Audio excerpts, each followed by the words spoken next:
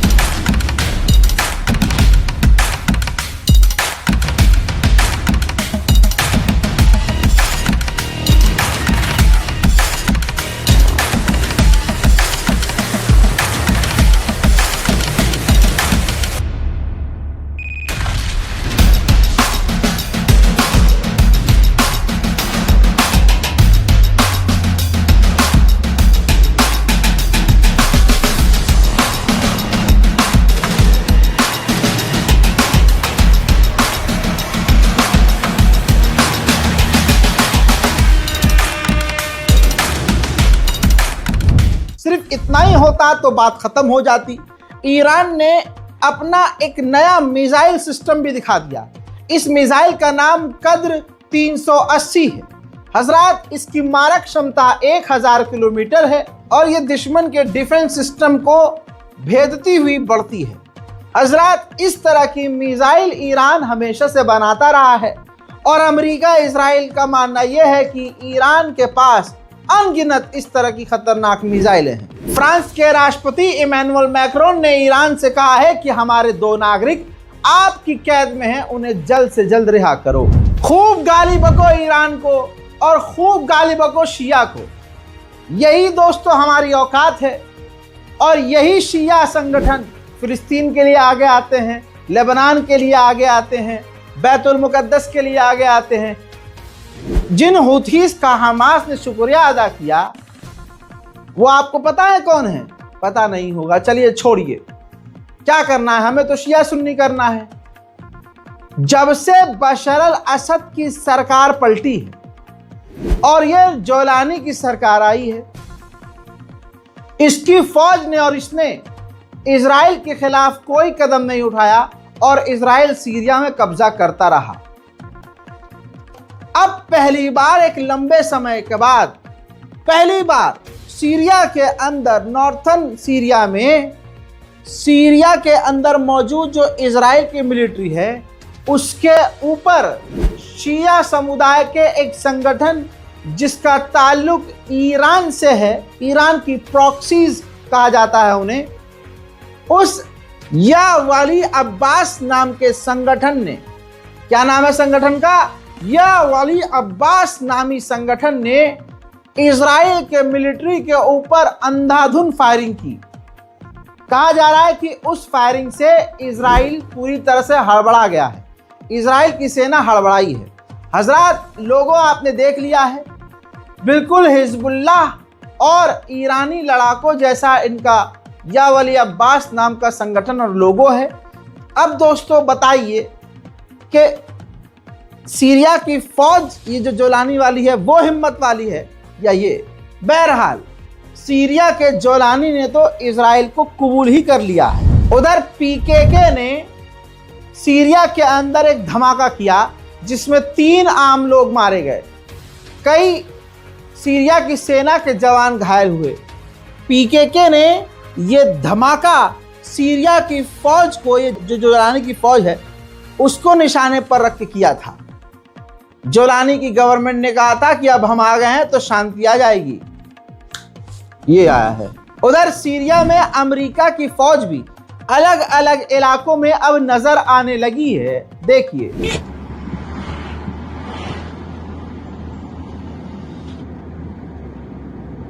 वहीं बशर अल असद के जो धर्म के लोग हैं, अलवी जो कास्ट है, उन पर हमला हो रहा है। बशर अल असद की जो कास्ट है अलवी, उस कास्ट और बशर अल असद के खानदान के 10 लोगों को सीरिया में आतंकवादी समूह ने मार दिया है गोलीबारी करके, और यह आतंकवादी समूह जोलानी का समर्थक है। उधर मेरे दोस्तों गाजा के अंदर हमास के जो ऑफिशियल्स हैं उन लोगों ने यूएई के मेडिकल टीम से मुलाकात की है जो गाजा आई हैं, स्पेशली गाजा के लोगों के हेल्प के लिए, उनकी मदद के लिए, उनके ट्रीटमेंट के लिए। और गाजा के हमास संगठन ने यूएई के मेडिकल ऑफिसर्स का शुक्रिया अदा किया है। उधर मेरे दोस्तों सीज फायर होने के बावजूद नॉर्वे के अंदर इजराइल के खिलाफ गुस्सा है, फिलिस्तीन के लिए लोग सड़कों पर उतरे हुए हैं।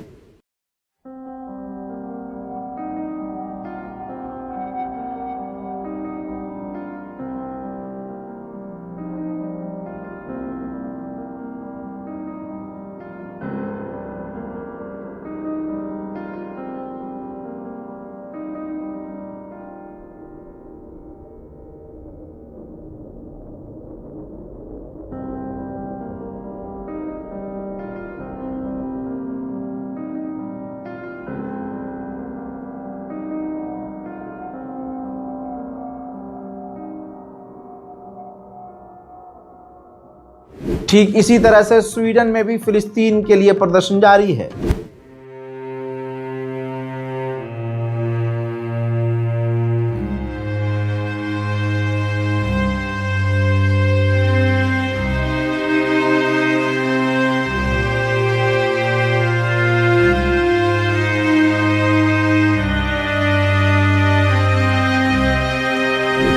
उधर इजराइल ने अपनी गलती मानी है कि हमने हमास के एक लीडर को मारने का ऐलान कर दिया था कि हमने मार दिया है, लेकिन अभी भी वो जिंदा है।